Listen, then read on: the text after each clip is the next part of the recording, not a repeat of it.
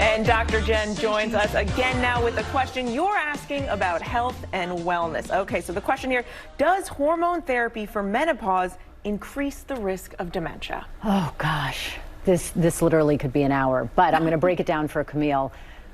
Likely that all existing evidence says no, but here comes the caveat. If you do a deep dive into the evidence-based literature over the last 20 years, it's almost 50-50 depending on which data set you look at. Some finding it does increase the risk of dementia, and other studies finding it does not. Now, when you look at a headline, and I feel like we really do a good job here on this show of talking about how you interpret a medical headline.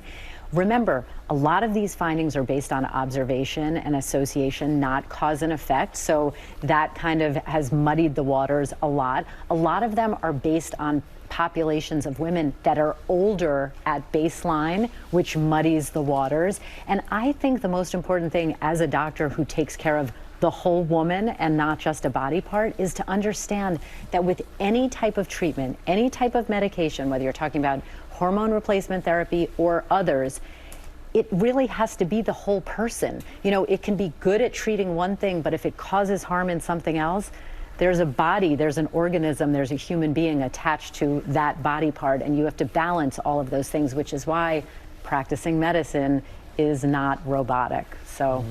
Sorry, that's the answer, Camille. It's not so simple. No, we appreciate it. Doctor, what's your prescription for Okay, wellness? it has to do with how people wanting to make a healthcare proxy legal decision for their health or someone else, some factors to consider, because this is a very, very important thing.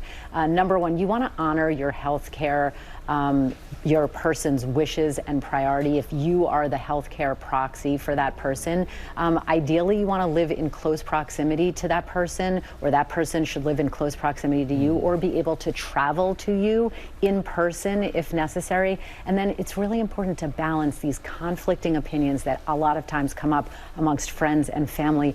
And you know, it's a very important role that you'd be playing if I said to you, you're my healthcare proxy. So it should start in theory with saying, I would like you to be my healthcare proxy. How do you feel about that? Because a lot of people might say, you know what, it's not for me. Yeah. Such an important conversation, though. Yeah, absolutely. Yeah. All right, Doc, thank you. And folks, we would love to hear from you. So hit us up on Instagram with all of your medical questions for Dr. Jen at ABC GMA3. Well, hey there, GMA fans. Robin Roberts here. Thanks for checking out our YouTube channel. Lots of great stuff here. So go on, click the subscribe button right over here to get more of awesome videos and content from GMA every day, anytime.